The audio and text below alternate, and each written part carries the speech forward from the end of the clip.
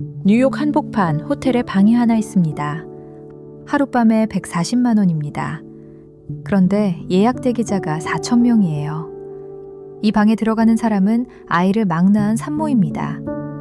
2주 동안 아기와 함께 머물다 나갑니다. 우리가 산후조리원이라고 부르는 그곳입니다.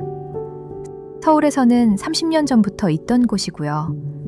미국은 아이를 낳으면 24시간 뒤에 집으로 보냅니다. By the hospital. So honestly, I think I only wore the jumbo pad maybe the 다음 진료는 6주 뒤예요. 그 6주가 어떻게 지나가는지는 아무도 묻지 않습니다. 그 6주를 뉴욕은 이제 돈을 주고 사기 시작했습니다.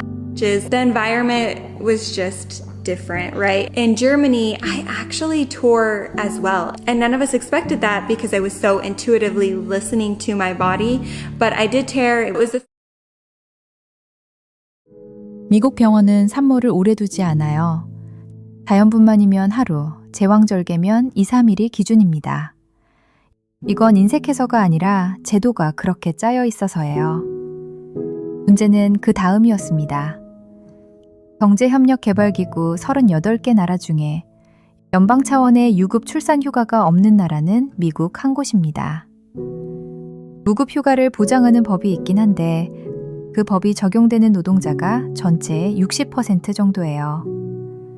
그 법이 보장하는 건 12조까지입니다. 쉬어도 되지만 그동안 월급은 나오지 않는다는 뜻이에요. When you return to work, you're going to want to contact your employer or your manager or your HR person to just find out. 그래서 많은 산모가 몇 주 만에 일터로 돌아갑니다. 몸이 회복됐는지와는 상관없이요. 진료도 마찬가지입니다. 출산하고 4주에서 6주 뒤에 한 번 병원에 갑니다. 그게 산후관리의 전부예요. 5분 정도 걸리고 그걸로 끝납니다. 그마저도 산모 10명 중 4명은 가지 않습니다. 병원이 멀거나 아이를 맡길 데가 없거나 보험이 안 되거나 해서요. 미국의 모성 사망비는 출생 10만 명당 17명대입니다. 그런데 산모 사망의 절반은 출산 뒤 일주일에서 1년 사이에 일어나요. 병원이 손을 놓는 구간에 몰려 있는 겁니다. 이 구간을 부르는 말이 따로 생겼습니다. 산후 절벽이라고 부릅니다.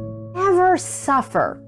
Never put yourself in this position that says it's all on me. This is all my responsibility. There are lots of helpers. And maybe you need to sit down with your spouse and look at. 같은 시기 서울의 산모들은 다른 곳에 있었습니다. 병원에서 나오면 집이 아니라 다른 건물로 갑니다. 침대가 있고 신생아실이 있고 간호사가 상주하는 곳이에요. 하루 새끼가 나오고 산모는 자는 게 일입니다. 하루 일과가 정해져 있어요. 수유 시간에만 아기를 데려오고 나머지 시간에는 마사지를 받거나 잡니다. 이런 게 왜 한국에만 자리를 잡았는지 보려면 좀 거슬러 올라가야 해요. 한국에는 371이라는 말이 있습니다. 아이를 낳고 21날을 세는 관습이에요. 그동안은 손님도 받지 않고 산모를 눕혀둡니다. 미역국을 먹이고요. 이 관습이 건물로 바뀐 게 90년대 중반이었습니다. 집에서 하던 일을 시설이 대신 맡은 거죠. 그리고 이용률이 계속 올라갔어요. 2018년에 75%, 가장 최근 조사에서는 85%를 넘었습니다. And around this time, like a month and a half postpartum, I'm starting to feel just a little bit more myself. 전국에 466곳이 있고 산모들은 이걸 특별한 일로 생각하지 않습니다. 다만 경기와 서울에 절반 넘게 몰려있긴 합니다. 아이를 낳으면 가는 곳 그 정도예요. 평균 산후조리 기간이 한 달을 넘습니다. 옆 나라 이야기가 아니라 24시간과 한 달의 차이예요. 이 차이를 몸으로 겪은 사람이 있었습니다. 뉴욕에 사는 한국계 미국인 산모였어요. 둘째를 낳고 병원에서 나왔는데 갈 곳이 집밖에 없었습니다. 그런데 서울의 친구들은 조리원에 들어가 있었어요. Midwife did wear like her own headlamp and the lights were able to be dimmed, so I still felt comfortable. Our midwife 같은 출산인데 회복이 달랐습니다. 그래서 직접 만들기로 합니다. 창업자는 부부였습니다. 아내가 둘째를 낳고 회복하던 몇 주가 출발점이었고요. 2022년 봄, 뉴욕 5번가 랭해 모텔. 그 호텔 9층 전체를 빌렸습니다. 호텔을 고른 데는 이유가 있었습니다. 의료시설로 허가를 받으려면 몇 년이 걸리는데 숙박시설이면 간호 인력을 직접 고용해서 바로 열 수 있거든요. 객실 16개를 산모용으로 바꾸고 24시간 돌아가는 신생아실을 넣었어요. 도울라와 수유상담사, 신생아 전문 간호사가 상주합니다. 식사는 산후 회복에 맞춘 메뉴로 따로 짰고요. 이름은 보람이라고 지었습니다. 창업자 본인의 이름이자 보람이라는 뜻의 한국어 단어예요. Hair and dry it right away on the spot, and they make sure it's like 100% dry, so you don't get lazy just blowing your hair and just. 미국 언론은 이걸 산후 호텔이라고 불렀습니다. 미국에 이런 시설이 있던 적이 없어서 부를 이름이 없었거든요. 하룻밤에 $1,000 안팎이에요. 사흘만 묵어도 400만 원이 넘습니다. 싸지 않은 가격인데도 방이 찼어요. And nowadays they have someone who wash your hair and dry it right away on the spot, and they make sure it's like 100% dry, so you don't get lazy just blowing your hair and just like, oh, I'm done, and then just let it. 산모들이 가장 많이 한 말은 잠을 잤다는 말이었습니다. 밤에 아기를 신생아실에 맡기고 몇 시간이라도 이어서 자는 것. 그게 미국에서는 돈을 내야 살 수 있는 것이었습니다. I would say that my recovery this time round has been really positive. It does seem to get better with every. 문을 연 지 몇 년 만에 산모 1,000명이 다녀갔고 다 받지 못하니까 집으로 찾아가는 서비스를 따로 만들었습니다. You are getting the care that you need from people around you because you have had major abdominal surgery and so it's 뉴욕 한 곳으로 끝날 이야기가 아니었어요. 2024년 3월 캘리포니아 데이나 포인트 월도프 아스토리아 리조트 안에 두 번째 시설이 들어갑니다.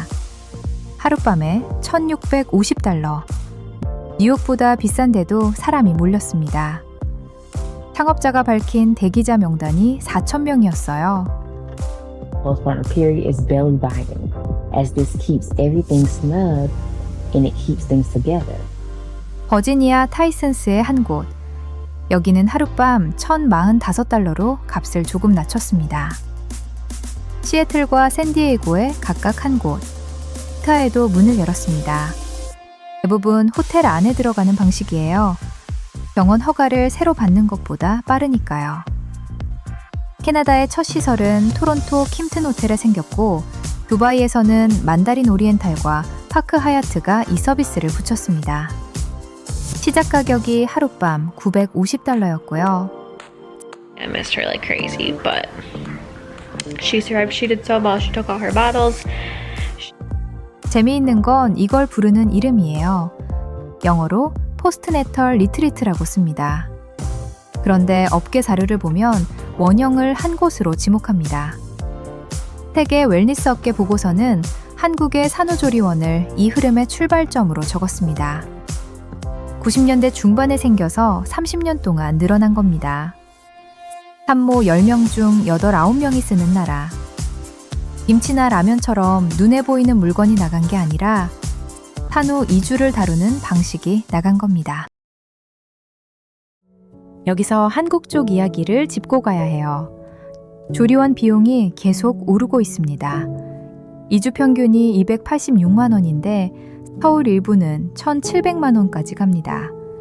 그리고 전국 시군구 중 99곳에는 조리원이 아예 없어요. I return. Often I find parents returning to work midweek, so Wednesday or 그중 공공은 21곳뿐이에요. 당연한 제도라기보다 살 수 있는 사람이 사는 서비스에 가까워지고 있는 거죠. 미국도 같은 문제를 안고 출발했습니다.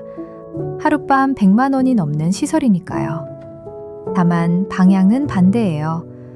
한국은 있던 제도가 비싸지는 중이고 미국은 없던 제도가 비싼 형태로 처음 생기는 중입니다.